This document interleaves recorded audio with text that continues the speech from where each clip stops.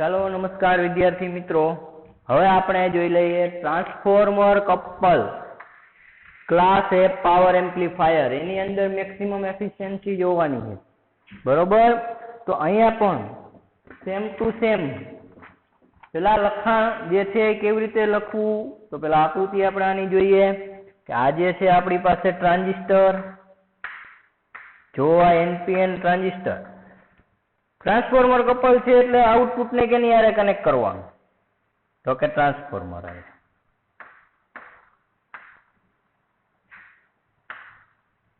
Complete આટલું હાલ. આ નંબર ઓફ સેકન્ડરી વાઇન્ડિંગ, આ number of primary winding. Ready? ચાલો અહીંયા મૂકી દેવાની જ પ્રમાણે વીસીસી સપ્લાય વોલ્ટેજ. ચાલો હવે બીજું કાંઈ ચેન્જીસ નહીં આવે. અહીંયા આપણી પાસે એક રજીસ્ટર આવશે, R1 અથવા RB નામ આપો. રેડી? ચાલો સીધે સીધું હજી એક અહીંયા રજીસ્ટર આવશે આપણી પાસે R2, એક રજીસ્ટર આપણી પાસે અહીંયા આવે છે RE, એક આવે છે બાયપાસ કેપેસિટર C, અહીંયા આવશે આપણી પાસે આગળ ઇનપુટ કેપેસિટર. રેડી? આ બધી વસ્તુ એક ફિગર આવડે ને ટ્રાન્સફોર્મરની એટલે બધી આવડી જાય. આ સીન કમ્પ્લીટ અને આપણું સિગ્નલ અહીંયા ઇનપુટ દઈ દેવાનું, ઇનપુટ સિગ્નલ કમ્પ્લીટ આટલું, બરોબર? ચાલો આ પોઈન્ટ આપણો ગ્રાઉન્ડ કરી નાખો. R2 હતા, આ આપણા R1 હતા અને આ છે આપણા RE. સોરી આ નહીં, અને ગ્રાઉન્ડ કરી નાખો. રેડી? અને આને ડાયરેક્ટ અહીંયા જોડી દો તોય વાંધો નહીં, બે એક જ થાય. કઈ પણ જગ્યાએ છેડો આપો એમાં કઈ ફેર ન પડે, બરોબર? કોઈ પણ એટલે એમ આમાં જ. ચાલો બરોબર, આ જે થઈ ગયું એ આપણી આની ફિગર થઈ ટ્રાન્સફોર્મર કપલની, બરોબર? હવે ક્લાસ એ પાવર એમ્પ્લીફાયર જે છે એટલે આપણે આનું આઉટપુટ બનાવીએ. પેલા કેવી રીતે મળશે, તો ઓની જેમ જ અહીંયા ધ્યાન રાખજો,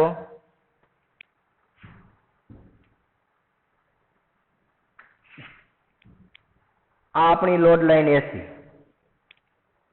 સીધી જે નીકળે ને એ ડીસી લોડ લાઈન નીકળે. આ ક્યુ પોઈન્ટ આપણો. રેડી? આ ડીસી લોડ લાઈન આવે, આ એસી લોડ લાઈન આવે, બરોબર? આ ક્યુ પોઈન્ટ. હાલો ઇનપુટ આપી દઈએ આપણે.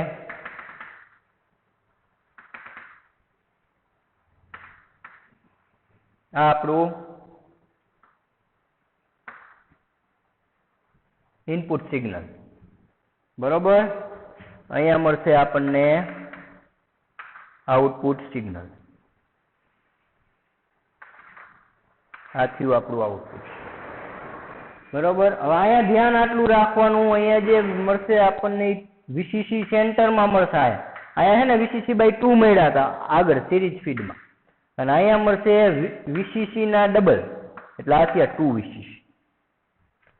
અહીંયા આપણા IC જ છે, પણ આ IC અને અહીંયા મળશે આપણને 2 IC. રેડી? ચાલો પેલા આખી સર્કિટનું તમે વર્ણન કરી આપો, બરોબર? ટ્રાન્સફોર્મર આપણે શું કામ અહીંયા યુઝ કર્યું હોય, તો કે મેચિંગ ઇમ્પિડન્સને મેચિંગ કરવા માટે. તો જો આખું જોઈએ આપણે કે transformer couple amplifier provide impedance matching. શું કરશે? આ ઇમ્પિડન્સ મેચિંગ પ્રોવાઈડ કરશે. Provide impedance matching and keeps DC power loss in collector load small. હવે ડીસી પાવર જે છે એ બહુ ઓછો આપણી પાસે અહીંયા લોસ થશે. સિરીઝ ફીડ કરતા એક ટ્રાન્સફોર્મર કપલ છે ને એની એફિશિયન્સી બહુ સારી આવશે. આપણે અહીંયા જોશું. જો the figure show the transformer couple class A power amplifier and its output characteristics. એટલે અહીંયા બતાવી ફિગર અને output characteristics.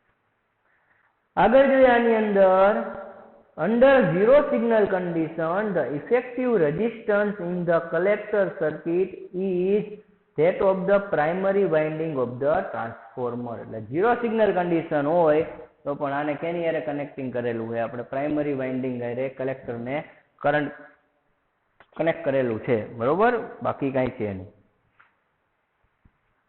Hence the DC load line is vertically line rising from VCC. જો ક્યાંથી નીકળશે આ DC load line? સીધી VCC માંથી પાસ થાય, બરોબર. હાલો, when the signal is applied the collector current will vary about the operating point Q. જે આપણે અહીંયા જ જે ચર્ચા કરી હતી એ જ પ્રમાણે કે Q તો જે છે એ વેરી થવાનું. તો આની અંદર આપણે હવે જોઈએ to obtain maximum AC power output. Maximum AC power output જોઈએ આપણે. તો to obtain maximum AC power output the peak value of the collector current. Peak એટલે મેક્સિમમ એમ ટોચ ઉપરની. The peak value of the collector current due to signal alone should be equal to the zero signal should be equal to the zero signal collector current IC. તો જો તો peak value જે છે 2IC જે છે આ રહી છે, બરોબર. Q point માં કેના જેટલી થાય? IC જેટલી કીધી તમે. In the term of AC load line, the operating point Q should be located at the center of AC load line. જો તો એસી લોડ લાઇન ના સેન્ટરમાં શું આવ્યું આપણું? ઓપરેટિંગ પોઈન્ટ ક્યુ આવ્યું. તો during the peak of positive half cycle. તો હવે જો ચર્ચા થાય અહીંયાથી ના આવડવું જોઈએ બધું. આ તો આગળની જે ચર્ચા કરી બેમાં સેમ જ આવે. હવે ખાલી રજિસ્ટર આવે ને અહીંયા ટ્રાન્સફોર્મર આવે, બરોબર, બાકી કઈ એમાં ફેર ન આવે. During the peak of the positive half cycle of the signal the total collector current is 2IC. તો જો ટોટલ કલેક્ટર કરંટ કેટલો થાય? 2IC જેટલો હશે અહીંયા પીકમાં, અને વોલ્ટેજ કેટલા થશે? 2VCC જેટલા થશે. આ લખવાના છે આપણે. And VC is 0. તો જો ખાસ ધ્યાન રાખજો, total collector current is 2IC. Total collector current કેટલો થયો? તો કે 2IC. And VC should be 0 થાય. VC કેટલો થશે આપણી પાસે? 0. Ready? During the negative peak of the signal. આ પોઝિટિવ પીક છે, આ પોઝિટિવ ની ચર્ચા કરી. હવે નેગેટિવ ની ચર્ચા કરીએ. During negative peak of the signal the collector current is 0. તો નેગેટિવમાં કલેક્ટર કરંટ જે છે કેવો થશે? 0 થશે. એન્ડ VC મળશે આપણને, કેટલા મળશે? તો કે 2VCC જેટલા મળશે. જોઈ લ્યો, કલેક્ટર કરંટ અહીંયા આપણી પાસે શું છે? 0 જ છે, ત્યારે VC મળશે. કલેક્ટર કરંટ મેક્સિમમ મળશે ત્યારે VC 0 મળશે. થઈ ગયું? રેડી? બધું ગ્રાફ ઉપર જ છે. તો હવે આપણે આની એફિશિયન્સી ઉપર જવાનું.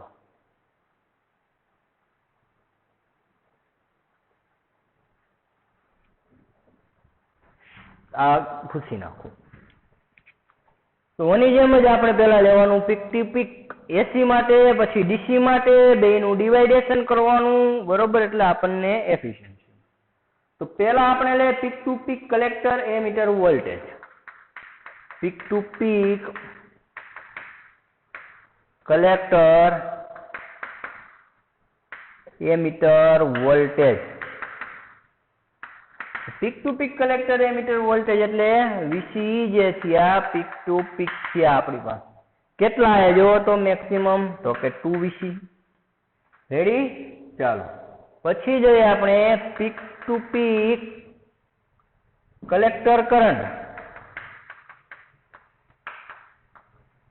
તો peak to peak collector current કેટલો મળે આપણને? 2IC મળે. ઈ મળ્યો આપણને 2IC જેટલો. રેડી? હાલો આગળ. હવે I બરાબર V/R લખાય. V બરાબર IR. V બરાબર IR. તો I is equal two V/R લખાય કે નહીં? તો આને જો આ પ્રમાણે લખીએ આપણે 2 ના 2. IC ની જગ્યાએ આપણે VC ડિવાઈડ બાય લોડ અવરોધ લખી આપીએ. પીક ટુ પીક માં વાત થાય. Load resistance RL. રેડી?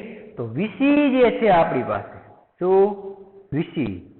બરોબર? હાલો, તો VC ની જગ્યાએ આપણે શું લખી શકીએ? બુકમાં આઈ થિંક થોડીક તકલીફ છે.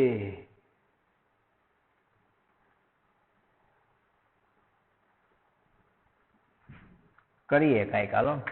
તો આ 2 ના 2 વીસીની જગ્યાએ 2 વીસીસી લખતા ડિવાઈડ બાય આરએલ. તો અહીંયાથી આ 4 વીસીસી ડિવાઈડ બાય આરએલ મને મળ્યું આ આઈસી હે ને. હવે આગળ જઈ where RL is the reflected load appearing in transformer primary winding. If N is equal to NP by NS, the transformer turn ratio. જો આવું કીધું હોય નંબર ઓફ વાઇન્ડિંગ આપણે જોઈએ, ધારો કે NP by NS તમે લ્યો તો ટ્રાન્સફોર્મર રેશિયો જે છે ટ્રાન્સફોર્મરમાં ratio RL is equal to RL dash નામ આપ્યા અને હાલો તો RL dash is equal two મળે N સ્ક્વેર RL રેશિયો આવો મળે. બરોબર, આ તમને ચર્ચા કરી. ચાલો હવે આપણે આગળ જઈ P of O maximum AC output પાવરમાં જઈએ આપણે. હાલો બુકમાં જો અહીંયા 2 આવ્યા, મારે આવ્યા 4. બરોબર, પણ આપણે થોડીક જોઈ લઈએ, મૂંઝાવાનું નહીં. બરોબર, કરીએ.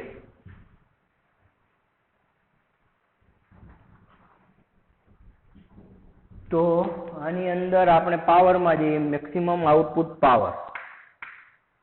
મેક્સિમમ આઉટપુટ પાવર જે આપણે કહી છીએ P of O. રેડી, હાલો P of O.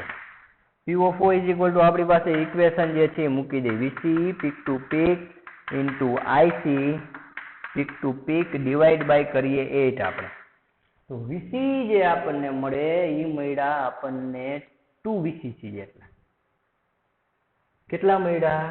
2 VCC જેટલા મળ્યા. હાલો, અને IC આપણને મળ્યા અહીંયા 4 VCC જેટલા. 4 VCC અપોન RL ડેશ જેટલા મળ્યા. ઓકે, અને ડિવાઈડ બાય 8 આપણે. ઓકે, હાલો તો ડિવાઈડ બાય 8 કર્યા આપણે.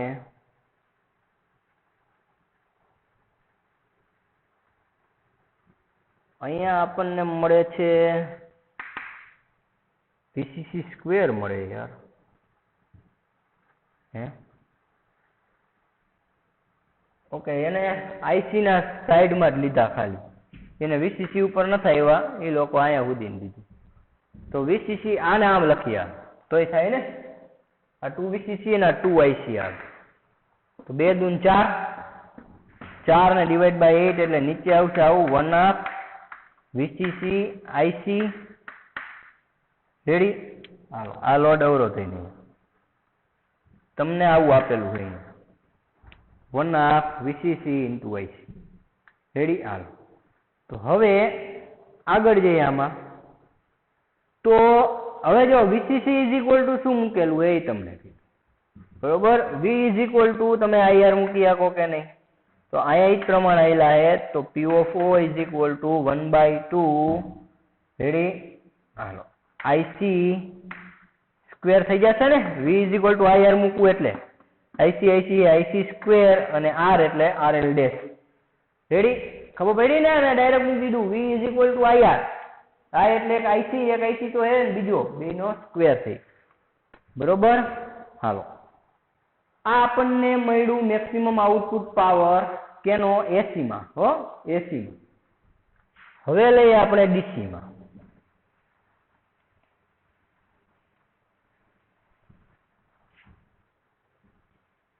પીડીસી આપણે લઈ લઈએ.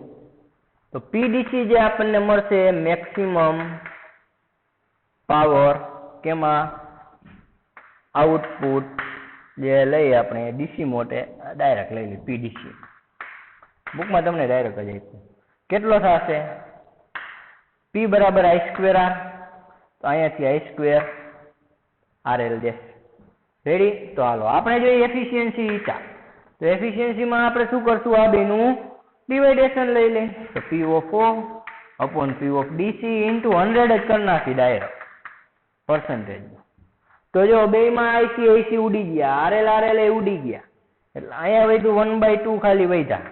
ઇન્ટુ 100% એટલે કેટલી એફિશિયન્સી મળી? આમ 50% જેટલી તમને એફિશિયન્સી અહીંયા જોવા મળે. સમજ્યા પડી આખી વસ્તુ? બરોબર. અને ઓમાં કેટલી જોવા મળી હતી? 25% જેટલી તમને એફિશિયન્સી જોવા મળી સિરીઝ ફીડમાં. તો હવે એક છેલ્લી લાઈન આની અંદર એક આપેલી છે, when a class A power amplifier used in the final stage. જો આને ક્લાસ એ પાવર એમ્પ્લીફાયર ને ફાઇનલ સ્ટેજમાં તમે યુઝ કરો તો એને single ended class A power amplifier પણ કહેવાય. કેવું? Single ended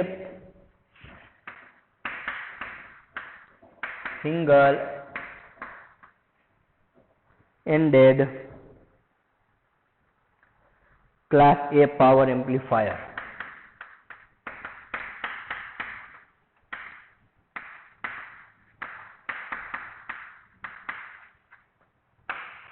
ready? બરોબર. એટલે કે પાવર એમ્પ્લીફાયર જે છે એ જો ફાઇનલ સ્ટેજમાં હોય તેને single ended class A power amplifier પણ તમે કહી શકો.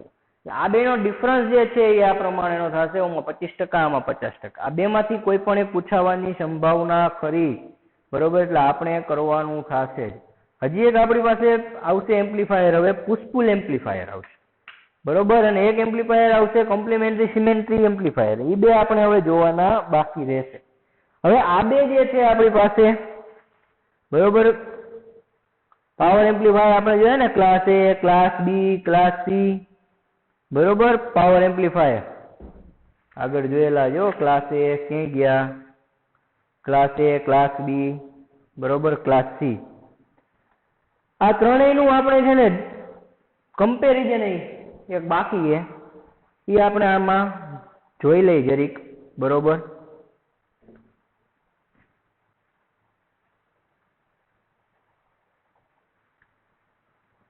એક ક્લાસ એ બી આવે, પણ ક્લાસ એ બી જે છે એ તમને આપ્યું નથી, પણ ડિફરન્સમાં એક જગ્યાએ આપ્યું છે.